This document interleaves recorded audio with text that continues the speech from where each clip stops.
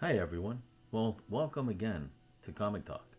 Today, we're going to be talking about a timeline that's very sensitive to a lot of collectors, and actually, I think many of their grails are sitting in this timeline.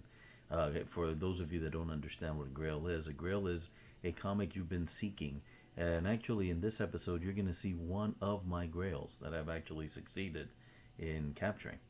Uh, One of the things about the Silver Age that makes it special is that it really gave birth to the modern collecting of comic books. So, without further ado, here's the Silver Age.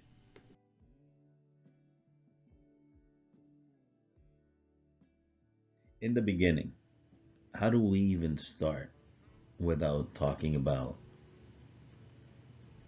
the man who created Marvel Comics? And yes, there are those that say two, and they were two, because the first one was Stan Lee, closely followed by Jack Kirby, who together created the greatest team ever. But at the end, it was Stan Lee who not only created Marvel Comics, but made Marvel Comics what it is today.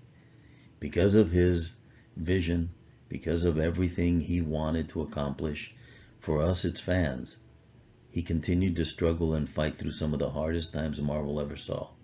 But before we go there, let's go back to see how this all started. Many people don't know this, but early in its heyday, Marvel was called Timely. Timely was the one that's famous. Timely is the one that's known for its characters in the 1940s of Captain America, the Human Torch, All Winners, Submariner, and so on.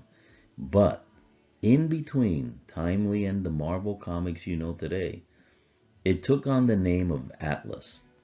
And it was early in the Silver Age that Atlas began to show its new beginnings in a form that was different from what we actually saw in the superhero age we called the Silver Age.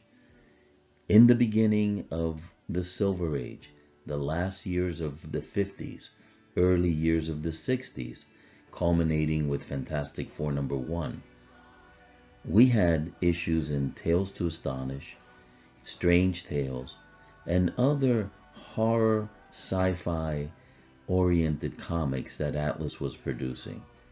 These comics hold in them some of the original characters that we now hold dear. Even Ghost Rider, which we know is a motorcycle superhero today, it actually was a Western comic. Groot, Guardians of the Galaxy, appeared early on as a tree in a sci-fi comic. The Hulk was a giant furry beast. The Ant-Man was just a man in the early days of Atlas.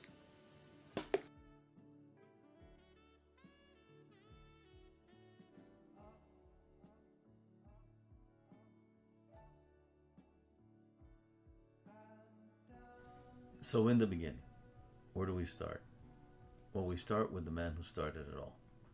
Although there was a time that the Silver Age goes back into the 1950s, um, and its actual advent is marked with the Showcase Flash issue that came out around 1959. The larger impact of the Silver Age came with Marvel Comics. Marvel Comics and created a series of characters and a universe that today not only exists in pulp but also in films, and it has grown to have an influence that is much larger than anyone ever imagined. Because the Silver Age was also an important age. It gave rise to the collecting of comics. Prior to this, comic collecting was not considered a true hobby for that was a larger not a true hobby but a larger scale hobby. It was really isolated in pockets, individuals that liked comic books and kept some for whatever reason, but there really wasn't a mature collecting of comics. Not until the Silver Age. The Silver Age was when collecting comics really came to vogue. And it was led by largely Marvel Comics. So, how did it all start? Well, early on, there was a editor that felt that the company was in trouble and didn't really think the company was going to survive for very long. So, in conversation with his wife, thinking about what he was going to do next, he he asked her for her opinion on whether he should go and write the great American novel, which was always what he sought to do. And his wife's response kind of surprised him and said, "Yeah, but before you do that, why don't you just finish writing a comic book that you really have always wanted to write? Whatever you feel. Don't worry about the audience. There is no audience. Go out there and do whatever you want. Write it the way you've always liked to write it and see what happens." So he said, "You know what? Let me give it a shot." Went to see a good friend of his. Sat down with him and they came up with a concept. They said, let's create this about a family. Let's take real world events, a real city. Let's put them in that scenario. Let's not make them from another planet. Let's just make them regular people and have them affected by the new stuff that we're learning in science. Let's talk about maybe using radiation, the atomic energy, or maybe space travel and cosmic energy. And that's where Fantastic Four was born. It was between Jack Kirby and Stan Lee. And earlier I mentioned a Grail. Well, here it is. This is the Grail that I've wanted for a very long time. It is Fantastic Four number 3. Fantastic Four number 3, if you look at this comic book is in tremendous shape. There is that one area on the very top that was ripped and tape was applied to it, but the rest of the comic is in fantastic shape. And why is this a Grail for me? Well, first, number 1 is a little bit out of my price range, to be quite honest. Number 1's gone into the multi-thousands, over 20,000 in a condition like the one you just saw, number 3 here. But number 3 is important. And number 3 is important because there's several things that happen in number 3. First, they became a real team. Before number 3, the Fantastic Four were really just regular people. They got in a spaceship, got drenched by actually a family, because Reed Richards and Sue Storm, the two characters, here's Reed for those that don't know him, and this is Sue, and this is their friend Ben, and then this is Sue's brother Johnny. So they were a family, and they originally were also astronauts. They went up on a ship, got doused with cosmic rays, and that is how the Fantastic Four gained their power. But they came back to Earth, regular clothes, and then discovered that they had these powers and started trying to see if they could help a situation where a character called the Mole Man had just risen in New York and attacked the city. Well, in this issue, not only were they still a family, but now they got uniforms for the first time. They got what's called the Baxter Building, a headquarters. They got the Fantastic Car, which you see on that cover. So this is a really crucial point in the evolution of not only the Fantastic Four, but of the Silver Age. The first Silver Age team created in the Silver Age, the first Silver Age uniforms created in the Silver Age, and the first Silver Age headquarters created in the Silver Age, and all by Stan Lee with art by Jack Kirby. And I would say that Jack Kirby influenced more than art. I don't want to make the mistake of trying to downplay Kirby, because he was incredible. Here's another early issue from that age. This is Thor, 89. Journey into Mystery, actually. Journey into Mystery, and a lot of Marvel Comics, and DC's a different company, but Marvel Comics started out many of their characters, as you heard earlier, in some of their fantasy and science fiction runs. Journey into Mystery was the one that Thor took hold of, and he started in number 83. So number 89 is actually Thor number 6. Let me show you one other. Here's another series where they started that they started early on called the Hulk. But the Hulk actually ended up going into a different series that I have. Let me get that one. And here it is. And it's Tales to Astonish.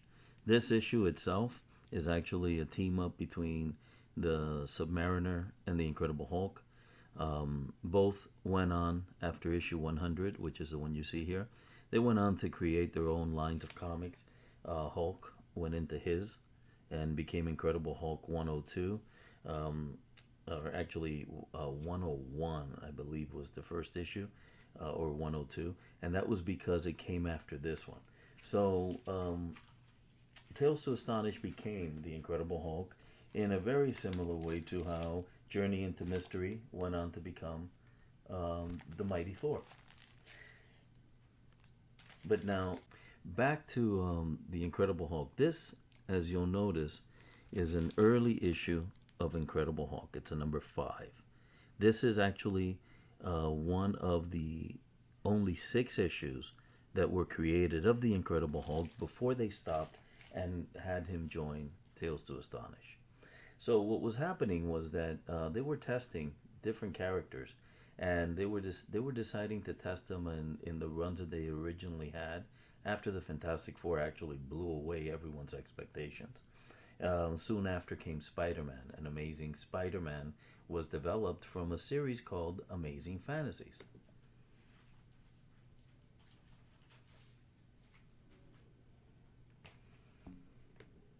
Here's a early issue of the Amazing Spider-Man, Amazing Spider-Man 18. This is the Sandman. Spider-Man is cowering. Obviously, for those of you that don't know this, Spider-Man was a teenager. He wasn't an adult. So when his early issues came out, the whole story was, again, Stan Lee trying to put his characters into a world where reality met fantasy. He created a young man whose uncle, who was the one who was his guardian, his parents were dead. His aunt and uncle were taking care of Peter Parker, who was Spider-Man, and he was a kid. He was a high school kid. And the idea was to connect with the different demographics, right? The Fantastic Four was connecting more with the idea of family. Peter Parker was connecting more with the idea of being an adolescent.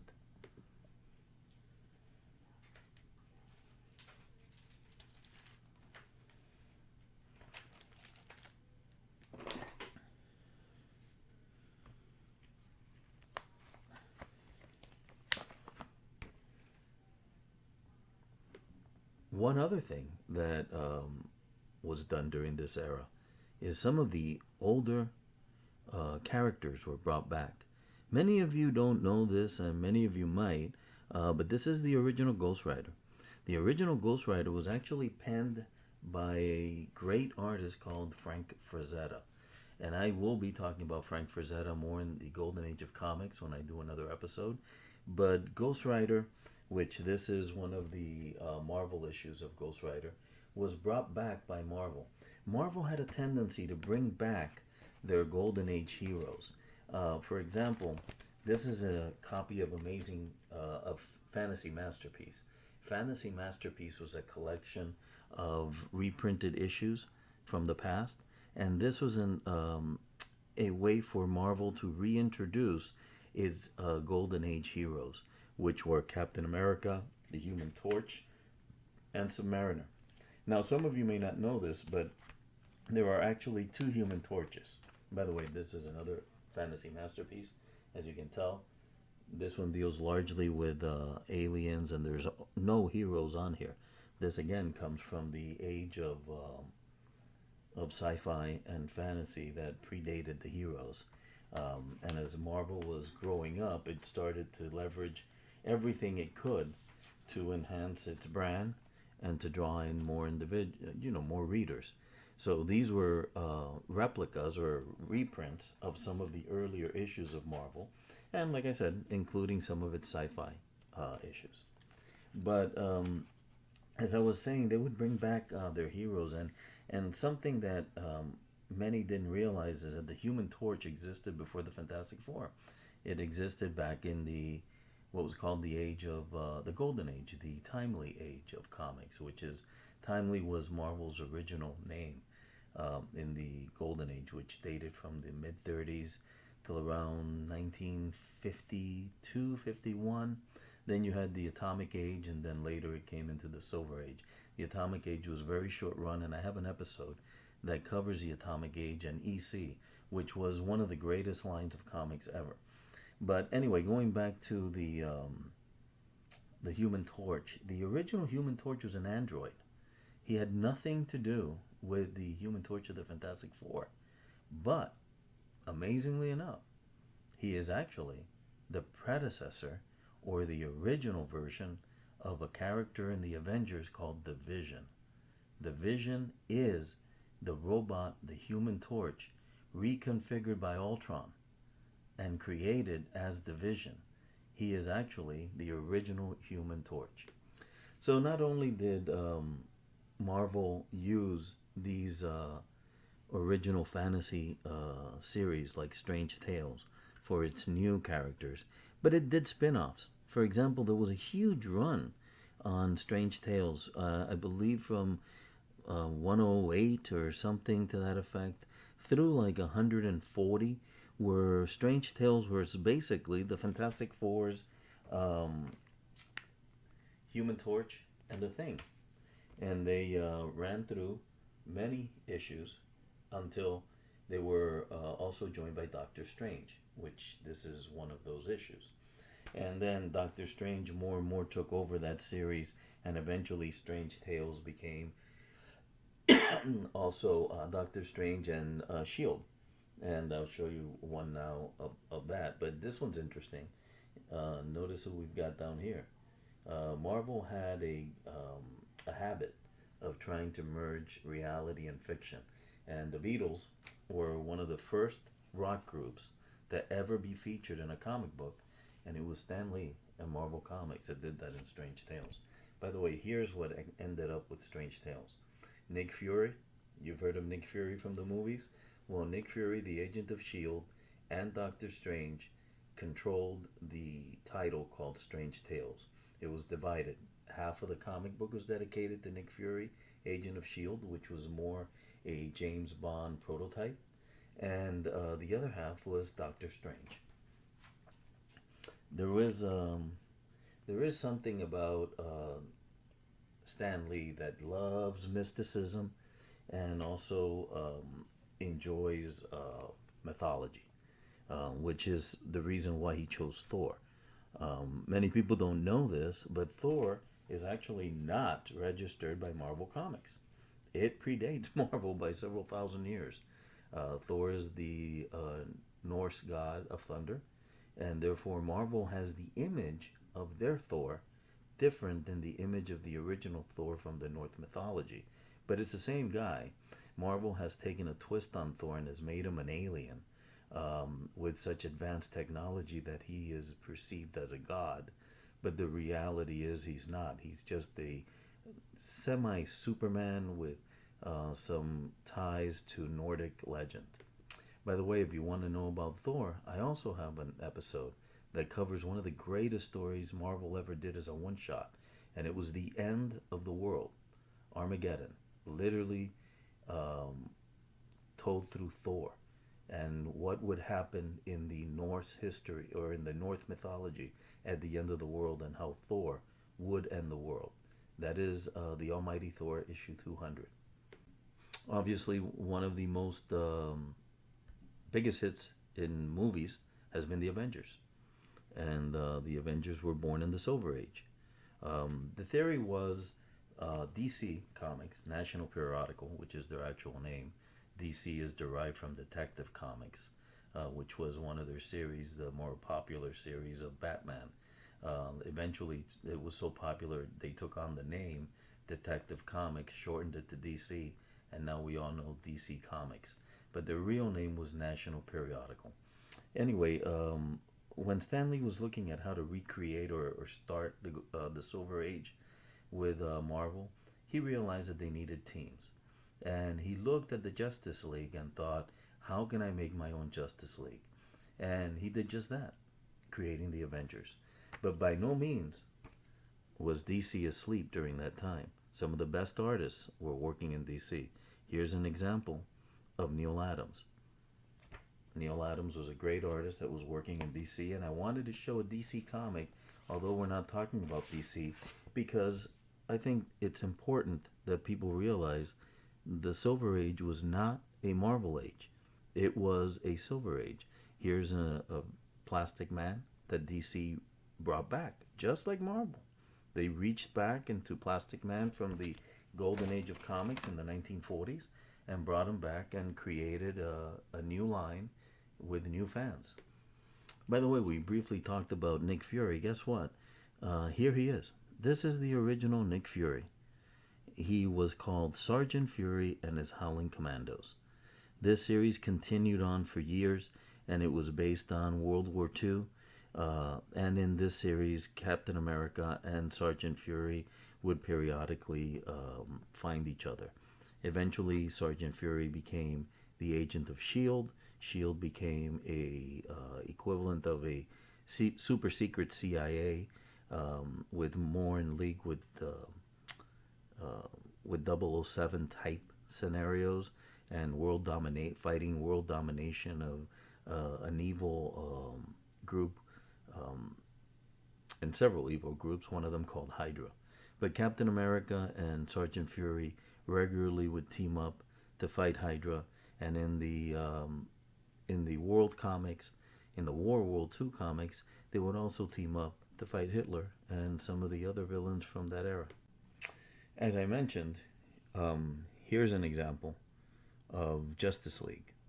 This is an early Justice League number 13. Justice League of America, originally in the 40s, was called the Justice Society. Later, it was renamed Justice League in the Silver Age. And again, DC Comics soon was copied, in this case, by Marvel Comics, creating the Avengers. Another team, we all know and love them, the X-Men. Funny thing about the X-Men is the X-Men were never really popular. X-Men did not get popular till much later. These are some early X-Men. They're in beautiful condition. I've had these for a very long time. And by the way, these shiny bags are called Mylars.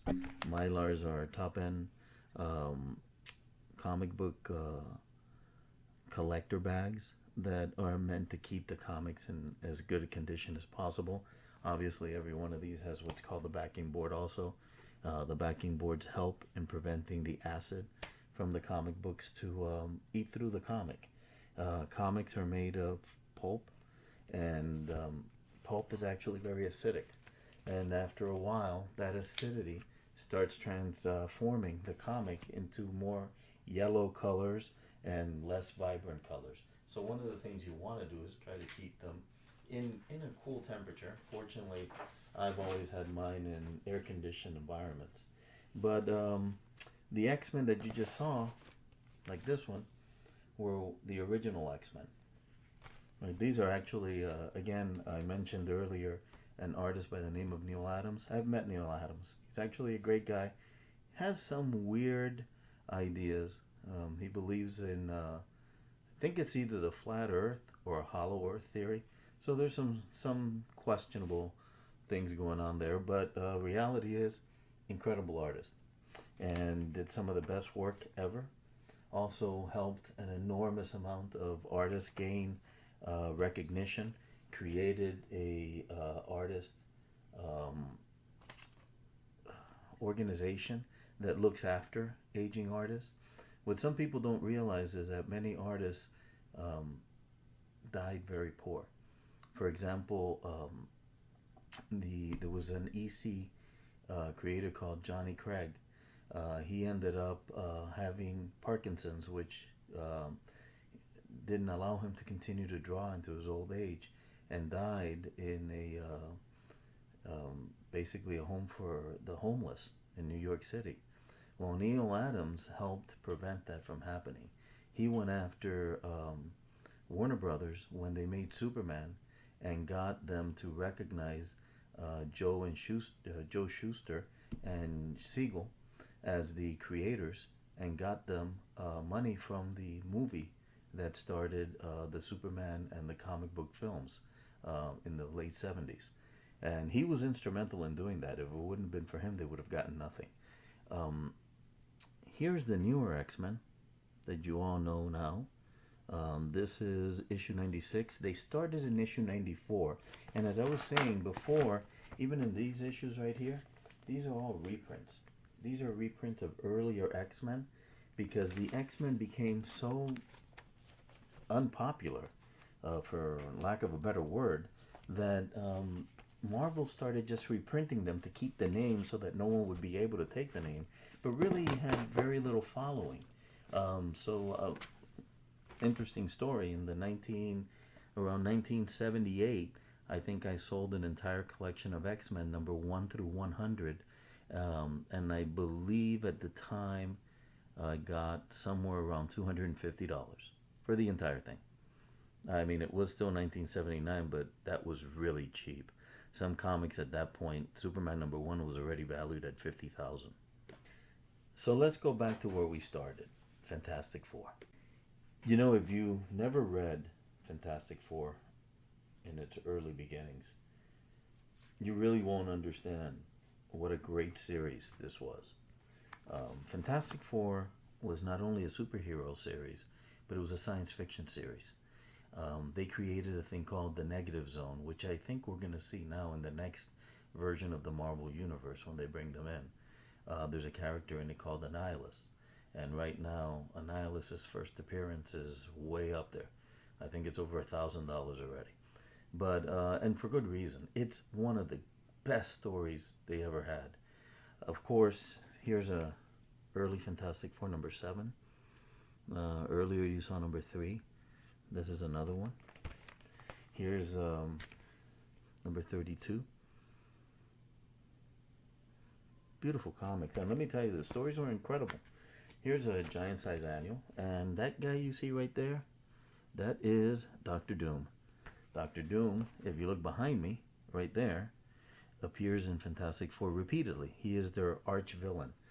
Kind of, for those of you that know Superman, he's similar to the Lex Luthor in Superman. He is the guy that the Fantastic Four have been fighting ever since issue 5, which you saw in the issues that I put up earlier. But in any case, this is a fantastic issue.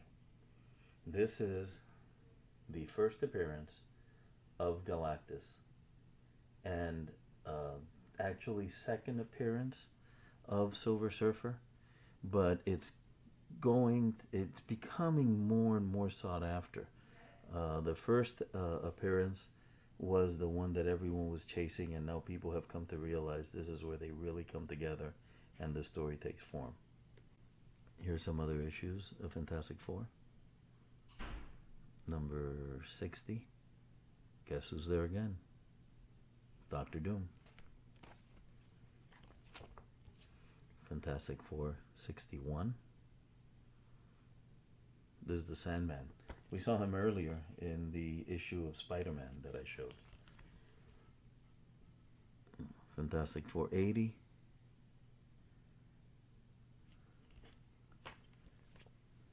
$91. You notice the price went up to 15 cents. The Silver Age started at 10 cents. Mostly lived through the completely lived through the 12-cent era. And then ended around the 15-cent era. The 15-cent era started in 1969 and was over by 1970-71. Many people consider, by the way, this is an excellent issue also, 110. I think this is where their child, Sue Richards and Reed Richards' child, is born, I believe. I'm not actually sure, but it's in this era that they have a baby. Anyway, as I was saying earlier, the Fantastic Four is just a phenomenal series, but the end of the Silver Age has been debated by many. When it started is actually simple. We have consensus among the collectors and the entire market that it was the Flash, the showcase issue. I'm not sure what number that was, but it was 1959, and its end.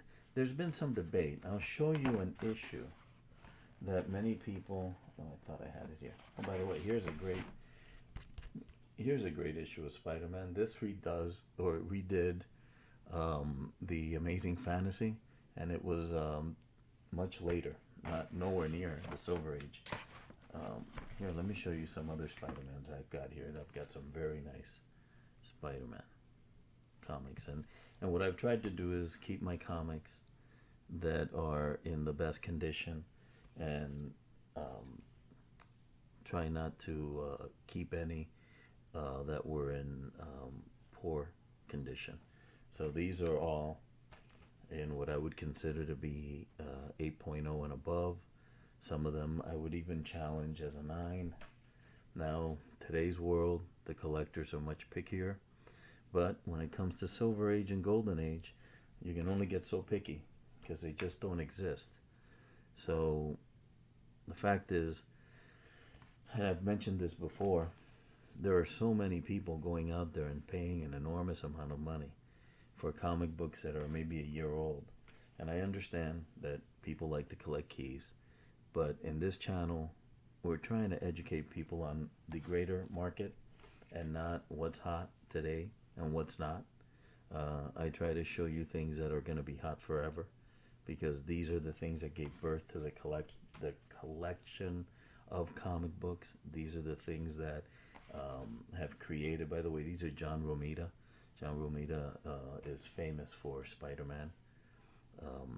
And here I'm going to show you one that's interesting. This Spider-Man issue, if you notice all the other ones have that little Spanish bit, that's called the Comics Code Authority.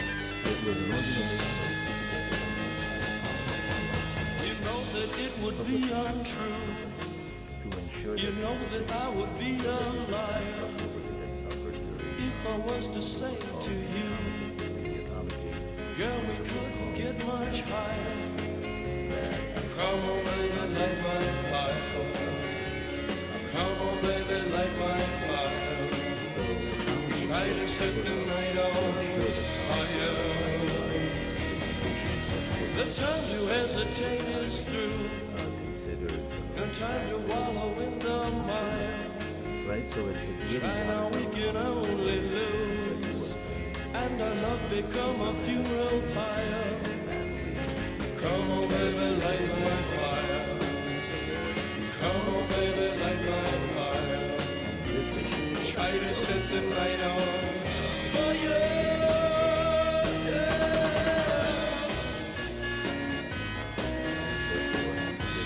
very first that broke away from what happened. Now that no longer exists. That in other words, it's no longer. But Marvel was the way standard. It was the way they pushed forward and said people were going to be trans and not have quote unquote tell the story. Well, getting back to something that it was and it's still there in the baby. But this is considered